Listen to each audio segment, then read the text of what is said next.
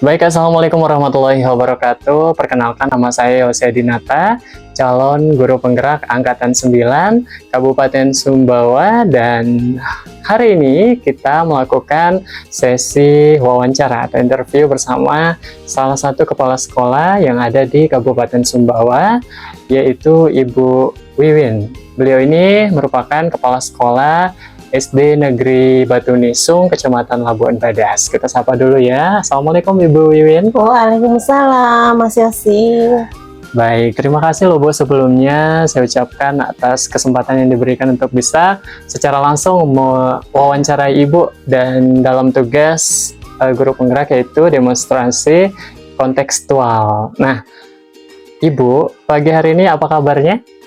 Alhamdulillah baik Mas Yosi. Baik ya, sehat ya? Alhamdulillah Oke, sehat. udah siap dengan pertanyaan-pertanyaan saya? Insya Allah siap. Siap ya, oke. Baik, nah pertanyaan pertama kita Bu, ini selama ini Ibu sebagai kepala sekolah dalam mengidentifikasi kasus-kasus yang merupakan dilema etika atau bujukan moral. Ini bagaimana caranya Ibu mengidentifikasi hal tersebut? Baik, terima kasih Mas Yosi. Jadi untuk mengenali ya, mengidentifikasi kasus-kasus yang berupa dilema etika maupun bujukan moral. Yang pertama kami lakukan yaitu kami mengamati dulu konflik tersebut. Kemudian kami juga mempertimbangkan ketidakpastian di dalam pengambilan keputusan. Juga kami melihat dampak positif dari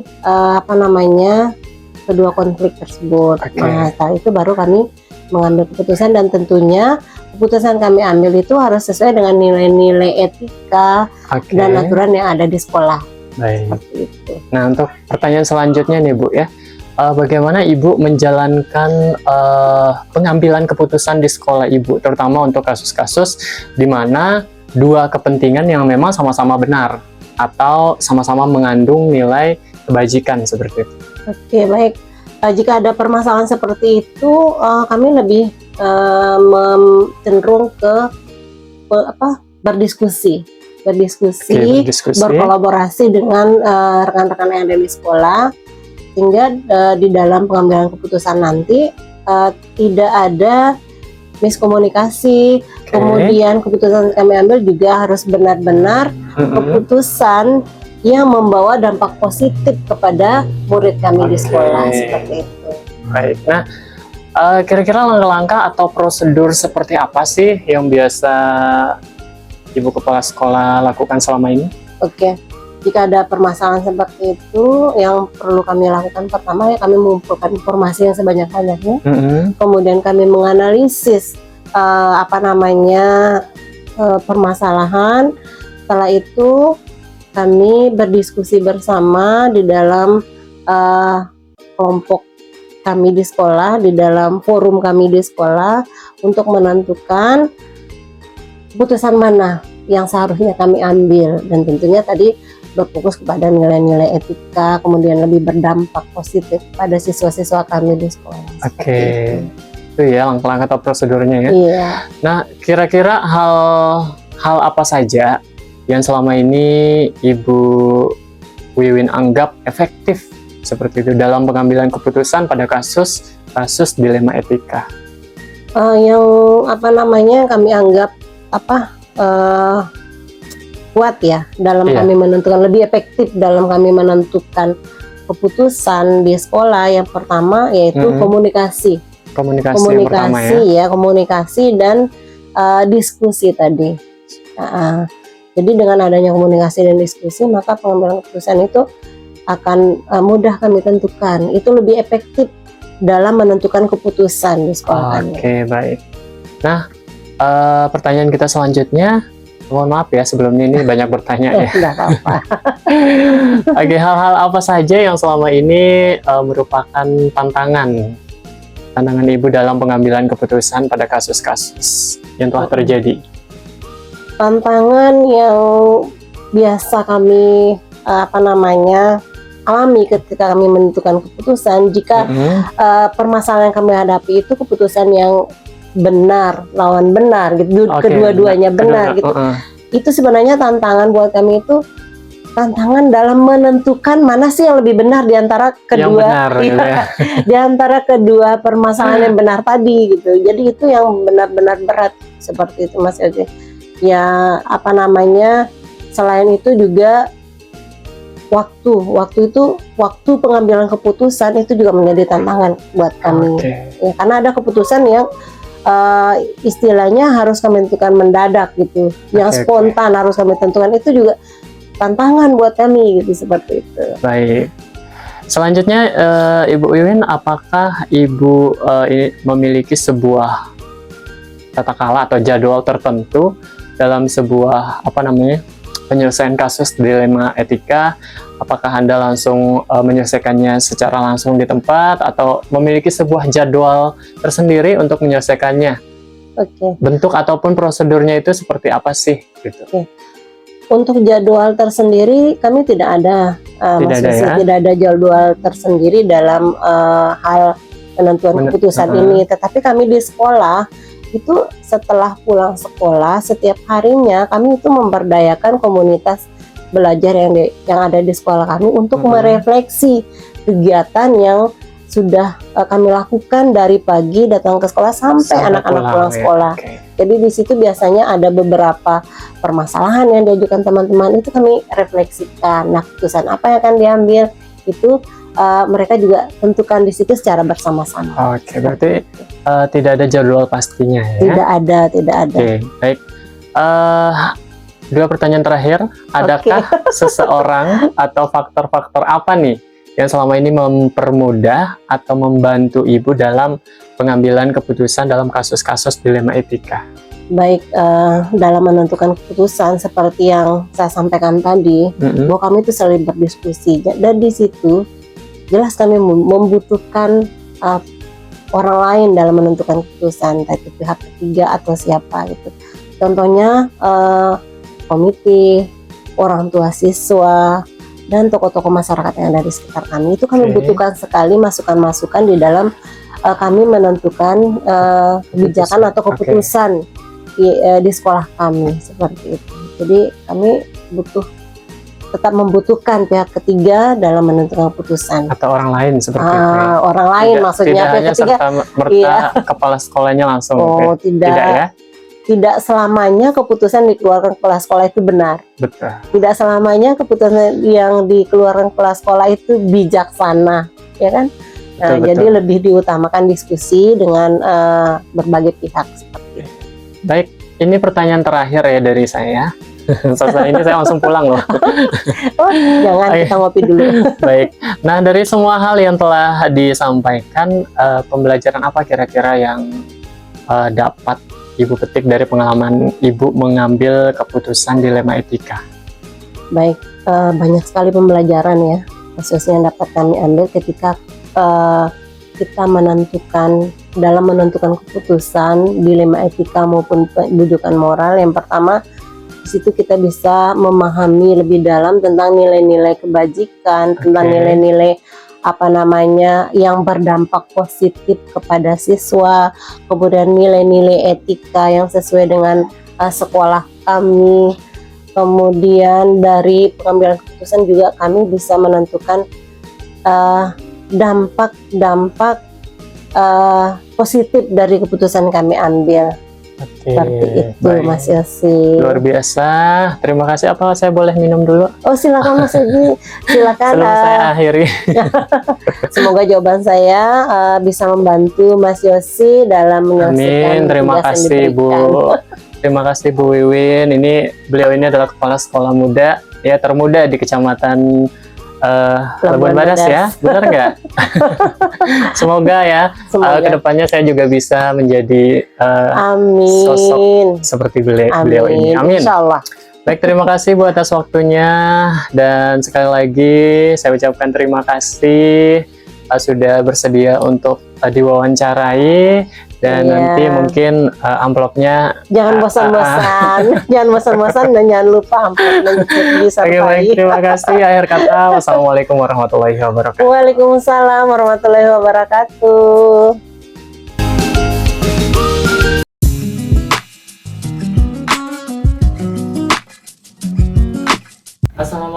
warahmatullahi wabarakatuh. Perkenalkan, nama saya Yose Dinata. Saya calon guru penggerak Angkatan 9 Kabupaten Sumbawa, Provinsi Nusa Tenggara Barat. Nah, dalam video kali ini saya akan mewawancarai kepala sekolah atau pimpinan, di mana dalam tugas demonstrasi kontekstual yaitu modul 3.1, dan alhamdulillah di depan saya ini sudah hadir kepala sekolah hebat ya yang dimiliki Kabupaten Sumbawa. Kita sapa dulu beliau. Beliau ini adalah Ibu Jatia RSPD, kepala sekolah SD Negeri 6 Sumbawa, Bu ya? Benar. Oke, baik. Apa kabarnya Ibu? Alhamdulillah. Waalaikumsalam warahmatullahi wabarakatuh. Dalam keadaan sehat Sehat ya, alhamdulillah. Baik Ibu, udah siap dengan siap. pertanyaan saya? Siap ya? Siap. Oke, tapi sebelumnya saya mengucapkan terima kasih Bu ya, Ya, sudah diberikan sama-sama. kesempatan untuk bisa secara langsung Ya. mewawancarai Ibu. Baik, kita langsung ke pertanyaan pertama Bu ya. Silakan. Ini terkait dilema etika atau rujukan moral ya. Ya. Nah, bagaimana nih menurut Ibu Kepala Sekolah ini dalam mengidentifikasi kasus-kasus yang merupakan dilema etika atau rujukan moral? Baik. Selama ini yang saya pahami tentang dilema etika dan rujukan moral ini adalah segala sesuatu keputusan yang sama-sama baik, yang mengandung kejujuran ya, dan tanggung jawab penuh, dan ada 4 paradigma ya, kemudian ada 3 prinsip, ada 3 unsur, kemudian ada 9 langkah kalau tidak salah seperti itu. Maka biasanya saya mengidentifikasi situasi dilema etika atau rujukan moral ini dengan memperhatikan pertentangan nilai, kemudian dampak kepada murid, kemudian juga saya konsultasi dengan tim guru dan stakeholder yang ada di sekolah. Semuanya saya mempertimbangkan dampak keputusan atau keputusan itu harus berpihak kepada murid dan memastikan bahwa kebijakan sekolah selaras dengan prinsip-prinsip etika. Baik. Itu adalah cara Ibu mengidentifikasi ya. Iya. Nah, sekarang selama ini bagaimana Ibu menjalankan pengambilan keputusan di sekolah Ibu sendiri, terutama untuk kasus-kasus di mana ada 2 kepentingan nih, seperti Ibu bilang tadi, benar, sama-sama benar gitu kan ya, atau sama-sama mengandung nilai kebajikan. Iya. Nah, dalam hal ini biasanya saya mengambil pendekatan yang mengandung nilai kebijakan itu cenderung untuk lebih mengutamakan konsultasi dengan staf sekolah atau stakeholder yang ada di sekolah, bisa bersama Bapak Ibu guru atau para pendidik dan tenaga pendidikan yang ada di sekolah, kemudian komite melibatkan orang tua dan pemerintah daerah, misalnya bisa masuk Dewan Pendidikan atau Dinas Pendidikan misalnya. Itu. Kemudian dalam hal ini saya dalam mempertimbangkan etika, dampak jangka panjang, dan kesejahteraan murid yang selalu menjadi saya. Sekarang Ibu, langkah-langkah atau prosedur seperti apa sih yang bisa atau yang biasa Ibu lakukan selama ini? Nah, prosedur yang saya miliki menghadapi dilema etika itu, yang pertama saya akan mengumpulkan dulu informasi yang relevan ya. Mengumpulkan informasi dulu tentang kasus atau situasi yang terjadi. Kemudian saya akan mengidentifikasi nilai-nilai etika yang terlibat dan mempertimbangkan dampaknya pada murid serta lingkungan sekolah. Kemudian berkumpul, berdiskusi, bermusyawarah dengan untuk saya mendapatkan argumen-argumen ya yang bisa masuk akal dan pandangan masing-masing supaya saya bisa mengambil keputusan dengan prinsip-prinsip etika dan nilai-nilai kebijakan yang telah ditetapkan di sekolah. Itu langkah-langkahnya ya. Nah, kira-kira ada lagi? Ya, itu dulu kayak Itu sepertinya saja ya, ya. oke. Karena Nah, ya. Hal-hal apa saja yang selama ini Ibu anggap efektif gitu dalam pengambilan keputusan? Ya, yang paling efektif itu ya tentu saja kita dari hasil musyawarah itu, hasil musyawarah dengan stakeholder itu. Karena dalam pengambilan keputusan tentu saja tidak bisa dari pendapat kita sendiri, karena itu masukan dan saran dari pihak-pihak lain atau stakeholder yang ada itu lebih mengefektifkan keputusan yang ada, sehingga bisa berdampak baik dalam jangka yang lama kepada sekolah kita atau kepada murid yang ada ya, di sekolah yang saya pimpin. Baik, itu adalah hal yang Ibu anggap efektif ya. Nah, selanjutnya hal yang selama ini menjadi tantangannya nih Bu dalam pengambilan keputusan. Ya, yang menjadi tantangan tentu saja karena kita tidak bisa mengharapkan atau bisa memuaskan semua pihak. Iya. Itu adalah salah satu yang menjadi tantangan. Pastilah ada pihak-pihak tertentu yang mungkin merasa kecewa atau merasa dirugikan dari keputusan yang kita ambil.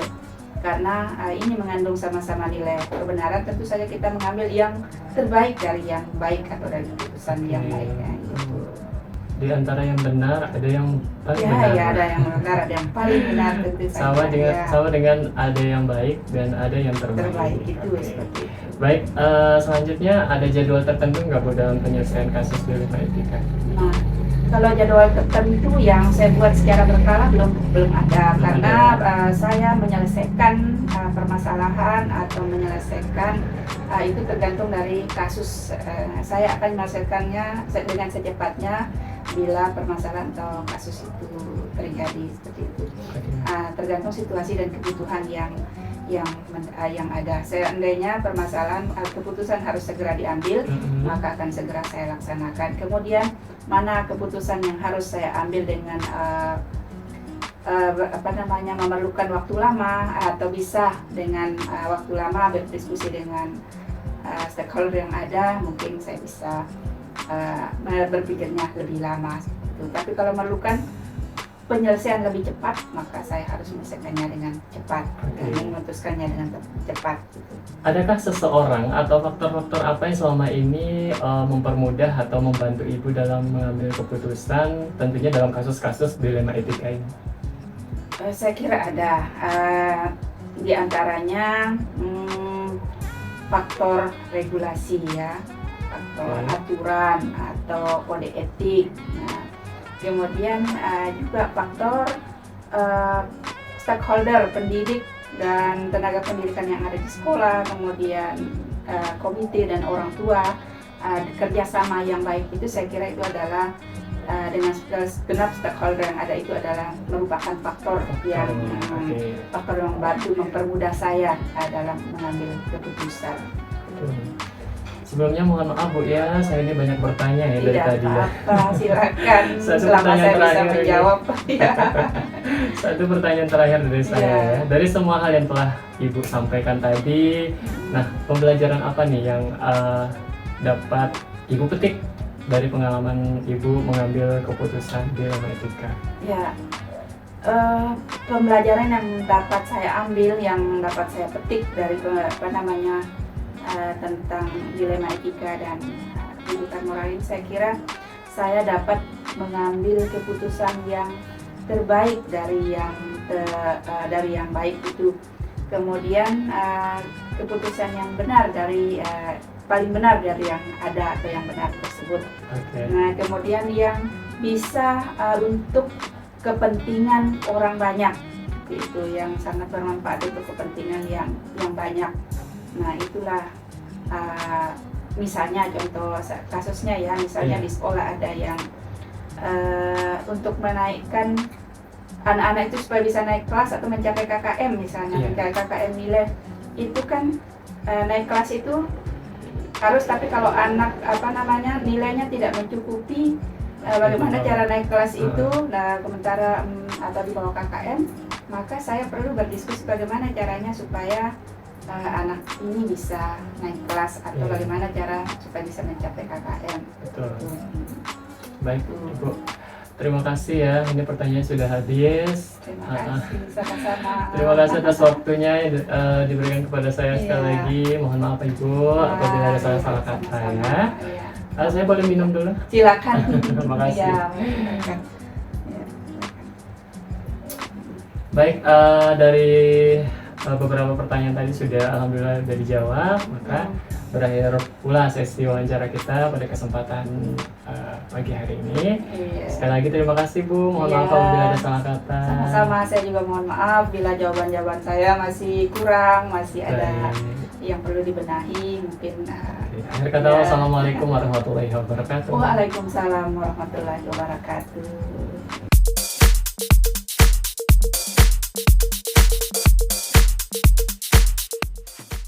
Assalamualaikum warahmatullahi wabarakatuh. Perkenalkan, nama saya Yosi Adinata, SPG. Saya calon guru penggerak angkatan 9 Kabupaten Sumbawa, Provinsi Nusa Tenggara Barat. Pada kesempatan kali ini, saya akan mewawancarai Ibu Kepala Sekolah SD Negeri 2 Marome. Dan pada kesempatan kali ini, di hadapan kita semua, ini telah hadir yang pastinya Ibu Elizabeth Ratmawilis SPD. Beliau ini adalah sekali lagi Kepala Sekolah SD Negeri 2 Marome. Selamat malam. Selamat malam. Oke, baik. Malam hari ini apa kabarnya Pak? Alhamdulillah, super. Super ya, baik. Nah, pada kesempatan malam hari ini tentunya terima kasih Bu ya sudah memberikan saya kesempatan untuk bisa mewawancarai Ibu secara langsung dalam saya memenuhi tugas sebagai calon guru penggerak, yaitu harus mewawancarai Ibu Kepala Sekolah. Di sini ada banyak pertanyaan loh Bu. Ya. Boleh ya? Ya, saya akan coba menjawab. Baik, kita masuk ke pertanyaan pertama saja ya. Nah, selama ini kira-kira bagaimana Ibu dapat mengidentifikasi kasus-kasus yang merupakan dilema etika atau rujukan moral? Ya, saya akan mencoba menjawab berdasarkan apa yang pernah terjadi dan sudah terjadi di sekolah. Saya mengenali bahwa itu adalah merupakan suatu dilema etika atau rujukan moral di sekolah itu ketika ada terjadi pertentangan nilai itu yang berpengaruh kepada perilaku, kemudian kinerja Bapak Ibu guru, dan terkhususnya itu hasil belajar siswa, apalagi dalam proses belajarnya. Ketika terjadi pertentangan nilai, secara otomatis itu akan mengganggu kelangsungan semuanya ini.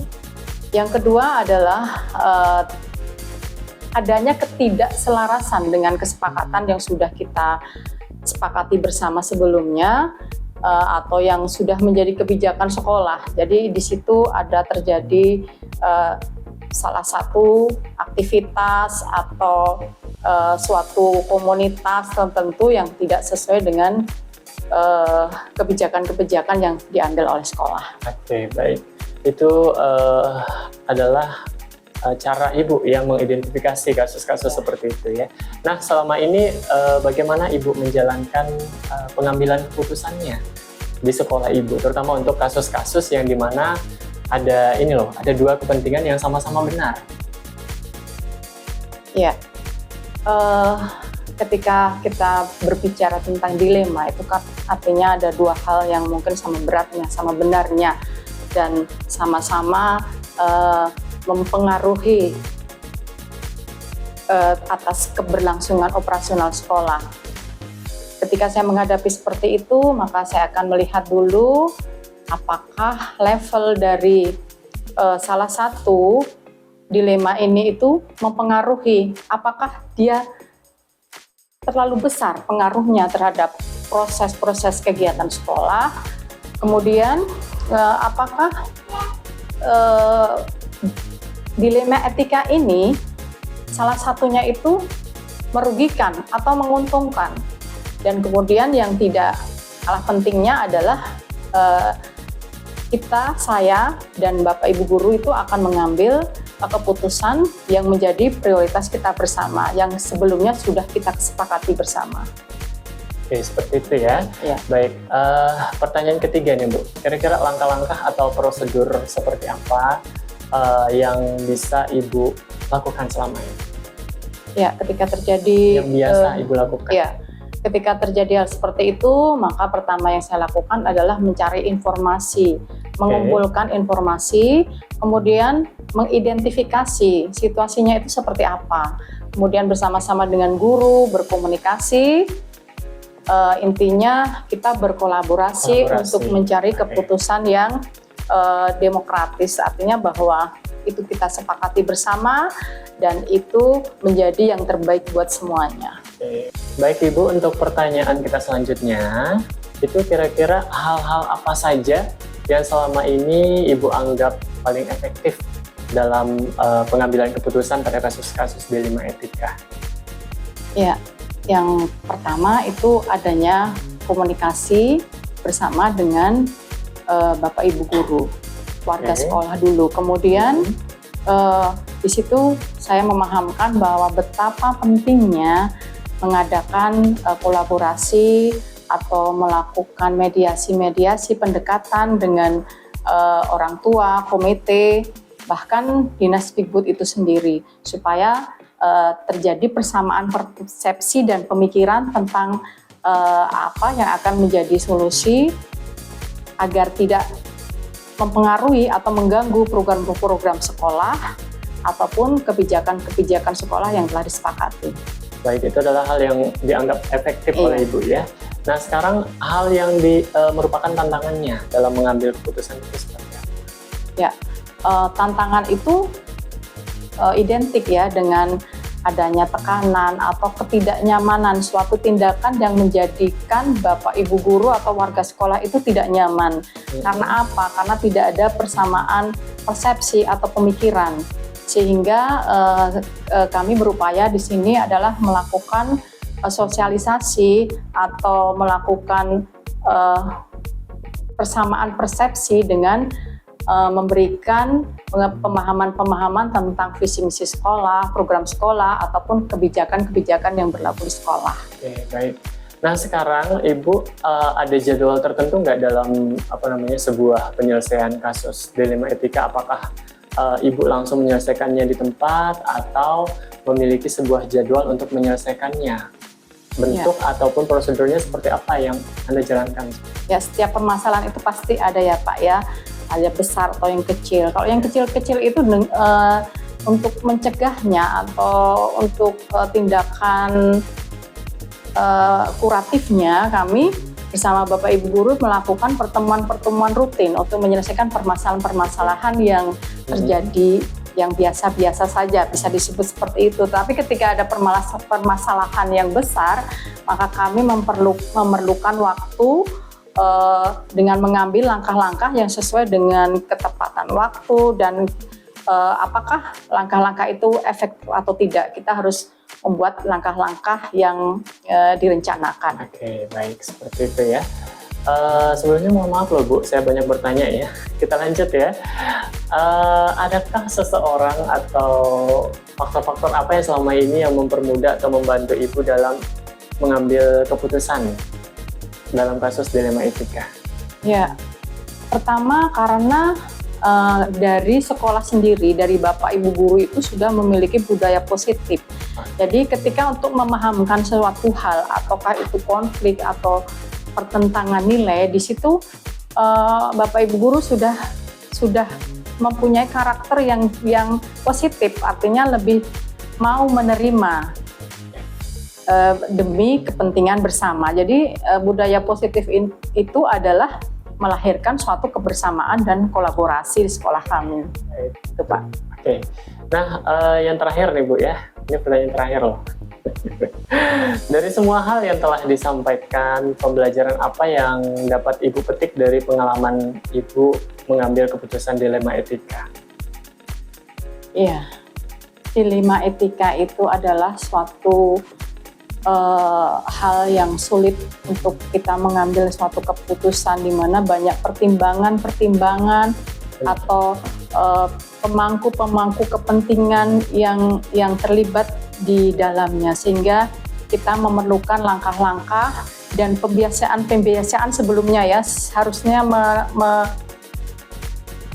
munculkan atau membudayakan positif di sekolah. Jadi saya sangat bersyukur karena budaya positif di sekolah itu sebelumnya sudah tercipta. Jadi ketika ada permasalahan seperti ini kita bisa menyelesaikan sesuai dengan rencana. Baik, terima kasih Bu. Itu adalah pertanyaan terakhir saya. Maka berakhir pula wawancara kita pada malam hari ini. Sekali lagi terima kasih loh Bu ya. Sama-sama Pak, sukses selalu. Assalamualaikum warahmatullahi wabarakatuh. Waalaikumsalam warahmatullahi wabarakatuh.